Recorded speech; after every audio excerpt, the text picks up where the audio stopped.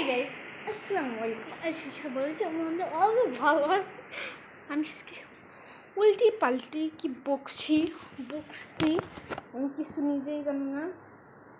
তো এখন আমি কাকড়া দিয়ে চুলটা বেঁধে নিলাম, কারণ এখন আমার বহুত কাজ আছে। ফার্স্ট আমি আমার বেডটা ক্লিন করবো। কে যে মেসেজ দিচ্ছে, ফার্স্টে আমি আমার বেডটা ক্লিন করবো।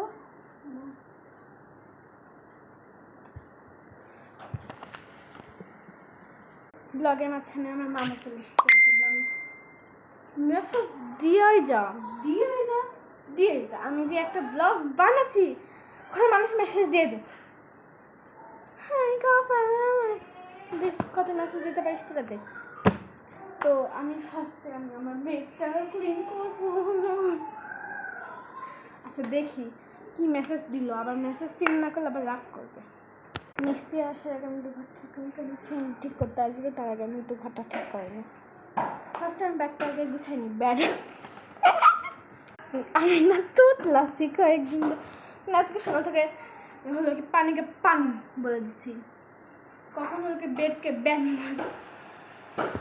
দিচ্ছে। আমার মাথা আজকে পাগল হয়ে গেছে, কেন কি আমার মাথায় আজকে কাকু দিয়ে বলে হাসছে যে আমার মাথা পুরো ব্যথাই করে দিয়েছে। এখনই আবার হাসছে যে চুল বেঁধে আমি আগে জানেন আমি ঝাড়ু নিয়ে আসি। এ দেখুন আবার তো আসলাম, আমি ঝাড়ু নিয়ে চলে এসেছি। আবার মেসেজ দিয়েছে, আমি সিন করি। আমি এখন ঝাড়া পোছা দিব, আমি ঝাড়া পোছাটা দিয়ে দেখাবো। বিছানা গুছানো ডান, আর এত মেসেজের দেরি। তো এটা এখন আমি সোফা গাড়িটা ক্লিন করি।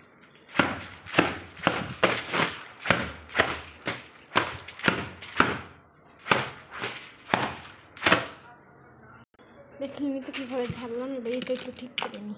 হালকা পাতলা গুছাইছি। এখন আমি আমার মামিদের রুমটা গুছাবো। তার আগে আমি একটা কাজ করি, ফার্স্টে আমি আমার মামির ঘরটা বিছানাটা ঝেড়ে দিয়ে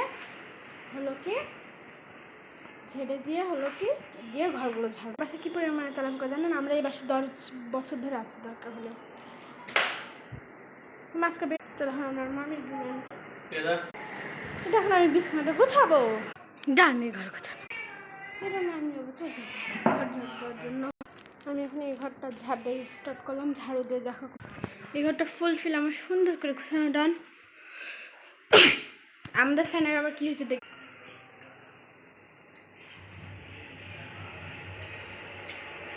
কেমন শব্দ হচ্ছে দেখেন। তো ব্লগটা ছিল পর্যন্ত।